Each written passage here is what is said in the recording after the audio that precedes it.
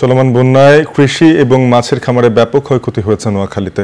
নষ্ট হয়েছে আমনের বীজতলা, ভেসে গেছে মাছের ক্ষেত। সদর উপজেলা থেকে এ বিষয়ে আরো জানিয়েছেন নাসিম শুভ।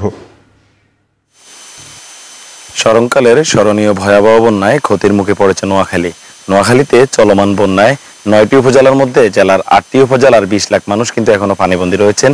এই ২০ লাখ মানুষের মধ্যে ২ লাখের মতো মানুষ যারা বিভিন্ন আশ্রয় কেন্দ্রে আশ্রয় নিয়েছেন। তো নোয়াখালীতে চলমান বন্যায় সবচেয়ে বেশি ক্ষতি হয়েছে কৃষি এবং মৎস্য খাতে। নোয়াখালী জেলা কৃষি সম্প্রসারণ অধিদপ্তরের তথ্য মতে চলমান বন্যায় নোয়াখালীতে চলতি আমন মৌসুমে যে আমনের লক্ষ্যমাত্রা নির্ধারণ করা হয়েছিল ১,৭৪,০০০ হেক্টর জমিতে, সবগুলো জমিতে কিন্তু যে পরিমাণ ধানের চারা রয়েছিল আমনের, সবগুলো ইতিমধ্যে বিনষ্ট হয়েছে।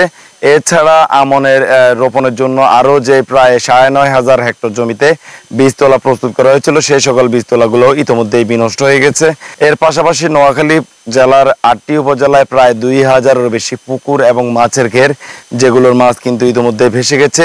সেখানেও কয়েক কোটি টাকার ক্ষতির মুখে পড়েছেন চাষিরা। তো আমি কথা বলেছি নোয়াখালী জেলা প্রশাসক দেওয়ান মাহবুবুর রহমানের সাথে। তিনি জানিয়েছেন চলতি বন্যায় নোয়াখালীর কৃষক এবং মৎস্য চাষিরা যে ক্ষতির সম্মুখীন হয়েছেন তা আসলে পূরণ করার মতো না। তারপরও সরকারের পক্ষ থেকে যারা ক্ষতির মুখে পড়েছেন তাদের বিভিন্ন তালিকা তৈরি করা হচ্ছে এবং সে তালিকা অনুযায়ী বন্যা পরবর্তীতে কৃষক এবং যারা মৎস্য চাষী রয়েছেন তাদেরকে কিভাবে প্রণোদনার আওতায় আনা যায় সে নিয়ে সরকার তখন যে সিদ্ধান্ত দিবে সেই সিদ্ধান্ত বাস্তবায়ন করবেন কিন্তু জেলা প্রশাসনের পক্ষ থেকে। তো নোয়াখালী থেকে আসলে এই ছিল কৃষি এবং মৎস্য খাতের ক্ষয়ক্ষতি নিয়ে আমার কাছে সবশেষ।